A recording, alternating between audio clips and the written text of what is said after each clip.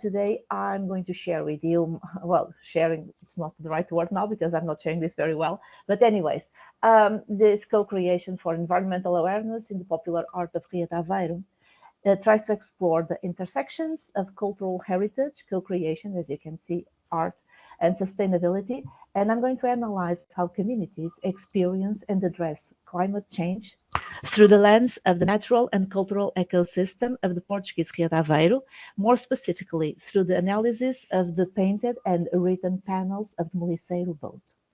Specifically, I'm talking about the traditional wooden boat that sails in the large lagoon estuary of River Voga on the northwest coast of Portugal.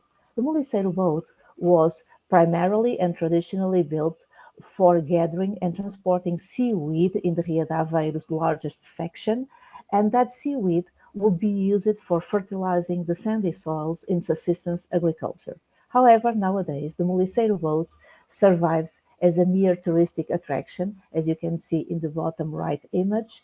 And it sails, well, literally it sails with the outboard motor and no sail at all in the small central canals of Aveiro city. And this is, nowadays, it's a mere touristic asset for guided tours because, you know, Aveiro is a flourishing city with thousands of tourists every day. Having said this, I have two questions to answer in this presentation. And my standpoint is this quote by Professor Claude Rival, who was the first academic to explore the value of the Moliceiro boat and their panels. And when he writes that a population that paints their boats and launches them into the waters of a lagoon creates an album of images that express their vision of the world, we can look at this vision of the world and use it to try to answer two questions. What are the practices from the past that we want to take into a sustainable future? And how can we foster transformation from the inside of communities and change hegemonic narratives? All this by listening to boats. This is a very metaphoric way of saying this, and also by seeking inspiration and advice in the popular art of these small, powerless, I would say, communities. So, the Moliceiro of Ria de Aveiro has got this incredible, unique characteristic, and I'm specifically mentioning their painted and written panels, and they are 4 different panels with the respective caption on each boat. And this is a rather unknown artistic expression that is co-created by the community, for the community, and it's free and mobile by nature. I've been working on this for decades now, and I was able to collect nearly 1,000 images of different panels, which is, well, which is really something very precious, at least for my research. And I was able to organize these panels in 5 main groups with several subcategories. And in a nutshell, humorous, religious, social, historical, and about entertainment. However, today I'm going to focus on subcategory of social panels that address local heritage and, above all, ecological conditions, environmental issues. This is my standpoint, and I'm reading. The cultural practices of the agro-maritime Moliceiro community and their boats are closely related to the unique ecosystem of Ria de Aveiro, which has been facing all sorts of environmental threats for decades. Related popular artistic expressions emerge as co-creative actions of political protest and environmental activism within a local referential frame that combines global environmental concerns with the local challenges faced by communities. The art forms of the Moliceiro culture have been expressing the environmental claims and concerns of the community for decades, both within the current climatic emergency and the recent past of slowly emerging ecological awareness. These co-creative artistic practices give voice to the authentic concerns of the community, identify those they hold responsible, and point out possible solutions in a grass-rooted approach. And this is so important to have a grass-rooted approach, a bottom-up approach instead of a top-down one. However, and because they are grassroots, they are widely ignored by the political and intellectual elites, well, by all stakeholders mostly, and because they impose their viewpoints instead of listening to the communities and their ancestral knowledge of the territory. And as you can see here, we have a very illustrative image. Let's save the Ria. That's what we have here. That is the caption beneath this beautiful image of a traditional muliceiro sailing with a beautiful canvas sail and loaded with seaweed as it used to be some decades ago. I would say this image could have been painted in the 60s, for instance, in 1960s, and this would be the perfect image of how the muliceiro would work and sail in the Ria de Aveiro. So going straight to the point now, as we can see here, what are the environmental concerns that the muliceiro refers expresses? We can see here, cadê o muliço? Where is the seaweed? Also the need to protect, and this is the issue of water pollution. We also have the need to protect the dunes natural reserve, and you see here the top left image. We can read surveillance must be done every day. I'm translating the captions, and the surveillance must be done every day and not only during the forest fires summer season when everything burns here in Portugal because of forest fires. It's a problem that we are facing every summer, more and more and more. And on your right side, we have the need to control deforestation and reforest. And this deforestation sometimes follows the forest fires or is simply carried out by the wood industries, wood and paper industries, which is also another problem. And this image is quite interesting because the caption reads, "Don't cut down nature, help planting it," and it's illustrated by an image of the Virgin of Fatima among cut down trees. And this is the first instance where we see religion and ecological messages mixed up. We'll be talking about that soon. Another set of images help us cleaning, well, clockwise, help us cleaning the Ria, and the actual place to do so that is easily identifiable by those who know the area. You can see here, this is the rural area of Mortosa in the widest section of the lagoon, crossed by the iconic Bridge of Varela. And then we have the Ria's Misery, also with the Bridge of Varela in the background, so that we can perfectly identify the spot where the Ria is more polluted and really needed to be cleaned. Then, moving on, we have Don't Let the Salt Pans Die and Remember the Past in the lower section, because it's also important to preserve the traditional production of salt in the salt pans of the Lagoon of Aveiro, as we can see here. Next, and again, on the same landscape, again, the Bridge of Varela in the background, and this is the first case where the environmental message is associated, and in a rather clumsy or even disconcerting way, with a religious figure, such as in here, Saint Francis of Assisi, on the sitting on the polluted margins near the Bridge of Varela, again, surrounded by animals, and the caption reads, "Not even with miracles." So pollution is still prevailing over miracles. The protection of Saint Joan, the legendary saintly princess of Aveiro, half historical, half religious, is also evoked for the environmental conditions of the Ria.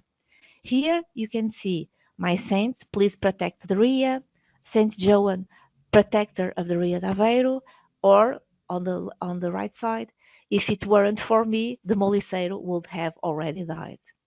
These are both religious and ecological panels, and also historical, because all of them are like trying to reproduce with different talent a similar portrait of this legendary princess, that actually this portrait actually exists in a local museum. So it's interesting to see how the capacities of the painter vary according to the talent, but they all refer to the same historical character. And again, they both, all of them, they imply that the environmental situation of the Ria needs an actual miracle. And here we have Luís de Camões, symbol of national cultural heritage, the national poet. And he says, gravely says, although in a quite humorous way, I have already closed one eye so as not to see the state of the Ria. And why? Because according to the legend, Luís de Camões, the poet of the 16th century, is blind of one eye, so he closes the eye so not to see the pollution. On the right side, you have an interesting contrast, because if you have Luís Camões, a symbol of national cultural heritage, you have on the right side the Ria itself, the map, the natural map of the Ria, as a symbol of local cultural heritage.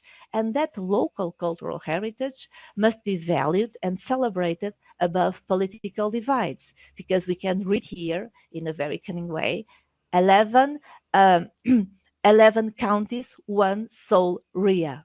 So one single Ria. We have 11 counties with different political leaders, with different political parties in power, but the Ria is just one. It belongs to us all, and it's part of our local cultural heritage, and it's got to be preserved. Panels also express concerns with the boat itself, with its own sustainability and the need to, and again clockwise, don't end tradition, don't let tradition die. And well, that repeats and repeats again. Don't let tradition die. Don't end tradition again, again. Moliceiro, the first historical boat. Don't let tradition die again. So you have here this appeal illustrated by image of the boat itself sailing with a sail loaded with seaweed in its natural landscape, and also on the bottom left image, the traditional launching of a new boat carried to the shore by ox carts with characteristic painted yokes as well. So again, images of the past and of sustainability issues and environmental issues again and again. And again, we have here the divine protection of Our Lady of Safe Journey, combined with the natural landscape and the appeal, Muliceiros don't end this beautiful tradition. And I understand that this constant resorting to popular religion, to popular faith, illustrates how the community knows that nobody will listen to their concerns. The community understands how powerless they actually are, because the benefit of politicians, polluting industries, and tourism always prevails. Until now, it's always a sign. Therefore, to conclude, and I'm almost wrapping up this presentation, you have this beautiful image again. It was like this once upon a time, era assim antigamente. This means it was like this once upon a time in the past. So again, you can see the moliceiro loaded with seaweed being transported to the margin, and you have here the ox cart ready to transport the seaweed, then to dry it and to use it to fertilize the field, the soil for agriculture. So a perfect image of the past. It used to be like this once upon a time. And it is why with this example, I want, and this is why I'm always sharing this, trying to share this idea as much as possible, because I want to share this with other researchers in order to try to establish a method that can be applied to other ignored or silenced artistic practices with an environmental concern, by local communities in other territories that are facing similar threats. Thus, we would be combining art and science, nature and culture for climate action by listening to the views on sustainability expressed through co-creative art, be it visual, music, poetry, storytelling, any art, form of art, but produced by actual societal actors. And if you just in this small brief presentation, if we listen to the boats, to the communities, and to their art, we can find several solutions that have been pointed out in these few slideshows. And I'm going to list them down, and they were quite evident, I think. What are the solutions for the environmental problems, for the ecological, environmental, and sustainability problems of this specific landscape, of this specific ecosystem? First, Use seaweed as field fertilizer instead of chemicals. Preserve the Muliceirus' original function, reforest. Communities should be actively acting as fire watcher all year round. Clean the lagoon in the most polluted spots. Keep traditional boat building. Use local wood and sustainable techniques. Keep traditional production of salt in natural salt pans because it's profitable, it sells a lot. Unite political powers and stakeholders, and recognize the value of local culture and seriously apply for UNESCO heritage. That is another problem because political actors they don't get together seriously enough in order to proceed with application that has been going on and on and on for years now. If you are interested in this research, there is an ongoing project that is open access online museum of all the images that I have been capturing along these decades of field work. So if you visit this link, it's still ongoing. We have a Portuguese and an English version. And what do we have? You have the Muliceiro culture, the cultural ecosystem of Ria de Aveiro, organized with images about the Muliceiro boat and the respective landscape. All the panels that I have photographed so far, organized according to the categories and subcategories that I came up with during my research, and also image archive with images from printed sources, from all sorts of archives from the past in general. So this is a ongoing project, open access museum of contemporary and past images about the Muliceiro culture. Quite interesting going on. So please visit, change, well, try to disseminate if possible, and of course share your ideas, and because this really needs to be improved. If you are interested, some references that I've been working on a long time. So I'll be more than happy to share because some of them are in open access as well. And again, this is me, the center that I work at. And I hope that you have enjoyed my presentation. And now I'm going to stop sharing